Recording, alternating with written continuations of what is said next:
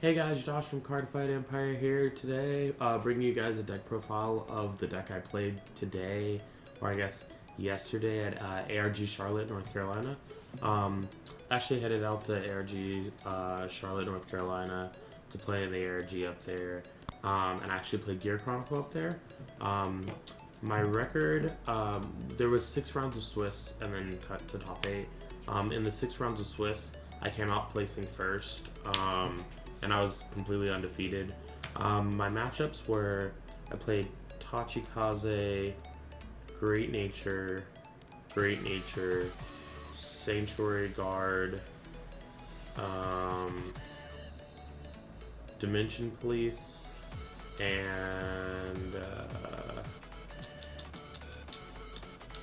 Gold Paladin. So, my matchups went pretty well. It was just like once I got ahead of my opponent, I just kind of stayed ahead and won the game off of advantage. But I'm basically going to do my deck profile for you guys, so let's get right into that. So, I'm going to start with the strides first. I ran 1, 2, 3, 4. Interdimensional Dragon, Warp Drive Dragon. So Warp Drive's purpose in this deck, a lot of people don't even run it at all, or they don't run 4, or they only run like a low amount. Warp Drive Dragon is almost one of my favorite strides in this deck, because it allows you to field control your opponent while also getting off time leaps on your side of the ability. It filters out your soul as well. And you can either choose to flip for a skill or not choose to flip for a skill, which is very helpful because there's a lot of strides in this G zone that have to flip itself. I ran 2 next stage, classic finisher of this deck. So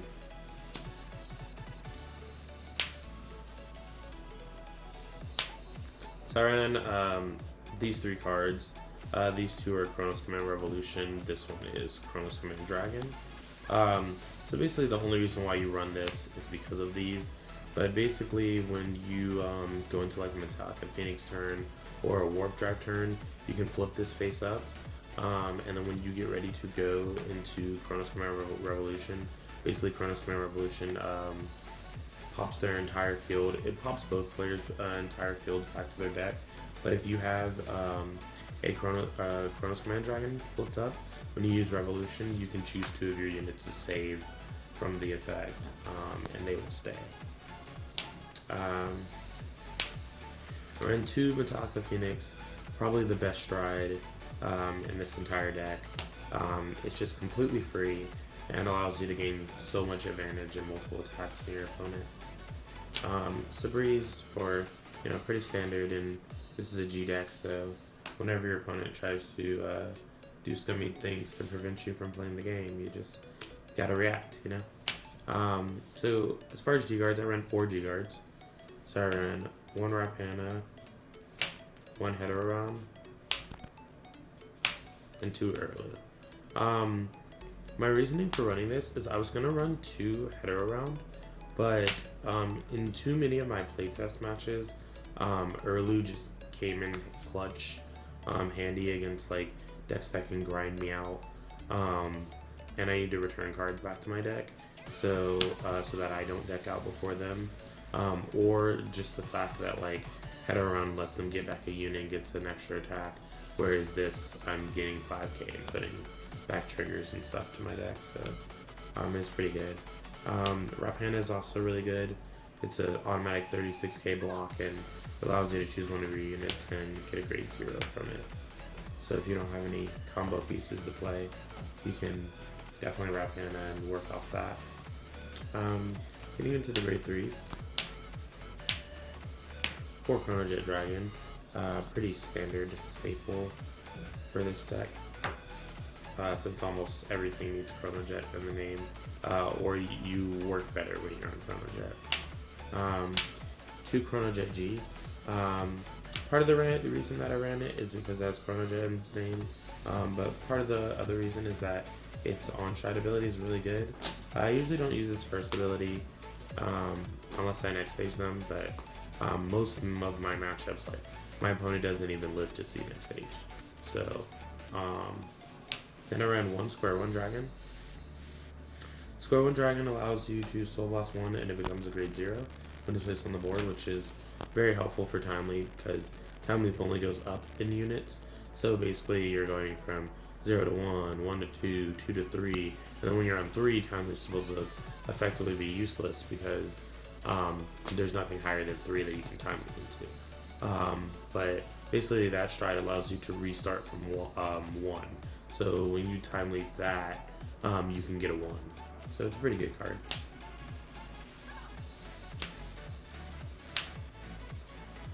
I ran 4 upstream dragon. The reason why I ran 4 is because I have setup grade 1s in this deck that are like very important to me that I get, and I can also get any of the other combo piece grade 2s that I need off TikTok or something like that. So there's a lot of ways to toolbox to get what you need in this deck. So that's why I ran 4 of that. I actually ran 3 History Maker. A lot of people run 4, so it's like weird for people to see me run 3. But honestly, whenever I needed it, I could just get it. So it wasn't really a problem for me. I ran 3 Calibum. Calibum is really great for the early game. Allows you to put your opponent's starter back to their deck. So not only do they not have a booster for the rest of the early game, and you get an extra unit to swing at them with, you also, if their starter is really important to their deck, then you kind of just screwed them over big time. It really helped against the Great Nature matchup, the Tachikaze matchup that I played, even the Sanctuary Guard matchup, so it's pretty cool. Delayed Blazer. I run 1. So Delayed Blazer allows you to, when it's placed on Rearguard Circle, and you have a Chrono Jet grade 4, which is basically when you're on Stride, you have a Chrono Jet Heart. You can time leap another grade 2 unit. So you can basically do some pretty cool combos with Calibum. Like if I already have Calibum on the field, I can just time leap into like square 1 dragon or something like that, and then work my combo off there. So I run 4 Stride Fighters. This is indeed a Stride deck, so pretty staple. I ran 1 Steamkeeper Labashin. This is a PG, so I ran it as in place of 1 Arlum. Basically, it's a new PG that allows you to, when you call it to the field by time leap, you can discard 1 card and then just add it to your hand immediately. So I run it so that I can search a PG in all situations, whether I'm about to die next turn and I don't have a PG in my hand, I need a PG to survive, then I can search that easily and get it. It works out pretty well today. 3 Arlen, basically the G of the PG. Pretty good because you kind of lost quite a bit in this deck. I actually run 3 Mellum. This is like another thing with History Maker Mellum where people are like, oh, you know, they usually see it at 4. The only reason I ran 3 is because there's a lot of spatial issues with this deck, especially with mine in general, where I wanted to run a lot more cards than what I did. So I cut back on cards so that I could run a lot of 1-ofs, which ended up being pretty useful. And Mellum is just like you can get it at any time through time leap. So the 1-ofs that I ran is Erningen, Meshkia, and Takeaway Dragon. So Erningen allows you to countercharge whenever you bounce a card back to their deck and you have Chrono Jet in the name. Meshkia put in a ton of work today.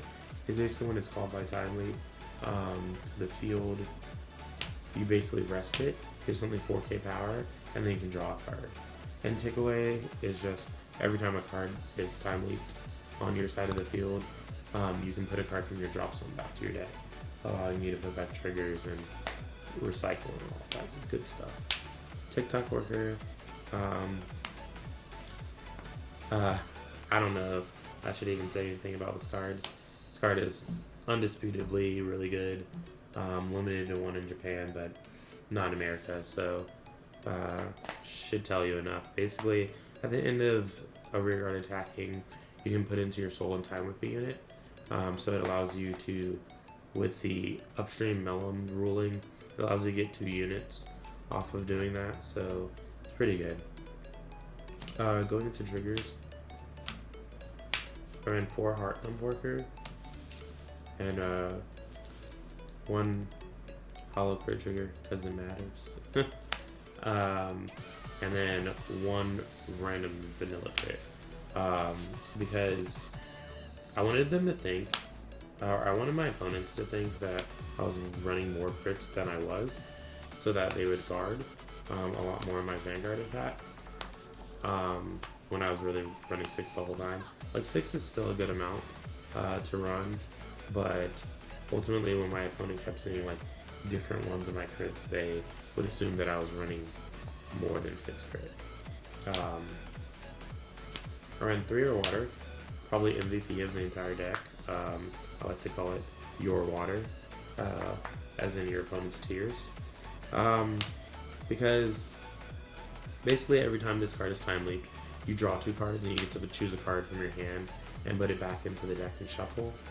Basically, your opponent has no choice really but to get really sad or annoyed when you're using it a bunch, because you're just plussing a lot of cards to your hand, and you're also choosing what you get to put back, so they have to be worried about you filtering triggers into your deck and getting like triple drive, check triggers, and all that stuff. I ran 3 Lucky Pod Draco Kid to get some pieces, like combo pieces in my deck, and also it's really good on damage check. If you damage check a draw, and you just draw into a PG or draw into a G guard or something like that, it's super good. And then standard 4 heal.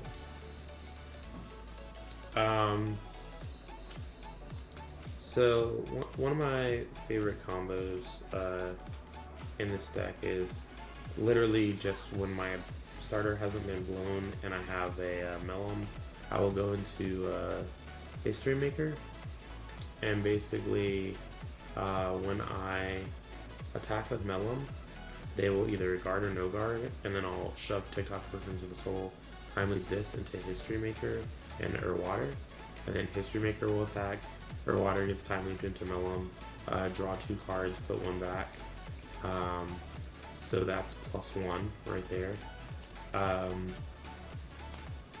Then you will attack with the Mellum that just got called, 11. Then you put it back for Water. Then Metallica Phoenix attacks, time leap Water into Mellum again. And then you can draw 2 cards, put 1 back, so that's +2 at this point. And then if you drive check a stand trigger, you can stand History Maker and attack 11 again, attack 14, this will be Water, and then time leap this into Mellum again. So skill again, draw 2, put 1 back, so +3, +6 if you include your drive check, and then this will attack, and so you've attacked 1, 2, 3, 4, 5, 6, 7 times.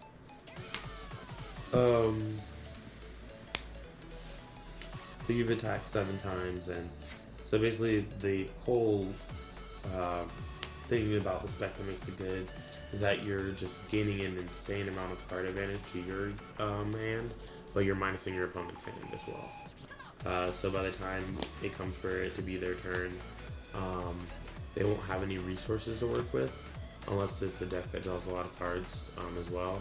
They won't have any resources to work with, which in some cases just automatically win to the game, because when I was in situations where I would stride first, I would attack them all these times, and they would take all the damage up until 5, and then if they didn't check any triggers, I would just keep doing my attacks, and then they would keep guarding all these like little small pokes, and that's 7 attacks, so they need at least 7 cards to guard, not to mention that one's a 16 if they don't have a 10k in their hand, and 1 is my Vanguard, so I can get 26, not to mention drive triggers, drive checks. So Literally minuses your opponent's hand.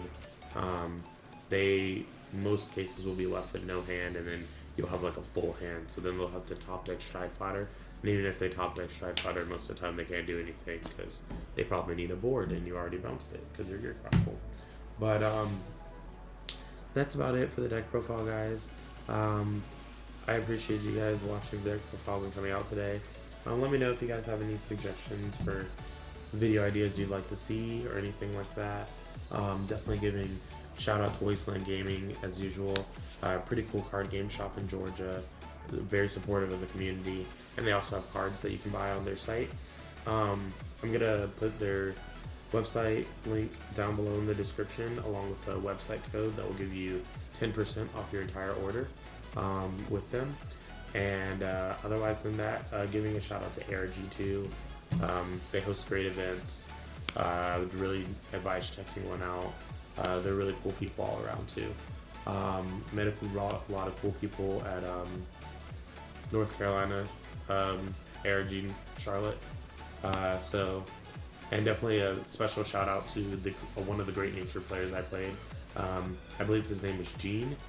He's one of the greatest Great Nature players I've ever played, and I felt really pressured against him, which is, Great Nature is not usually a deck I feel pressured against. So shout out to him, and I hope you guys enjoyed the video. Like, comment, subscribe. If you guys have questions, just post down below, and I'll try to answer them the best I can. All right, I'm out.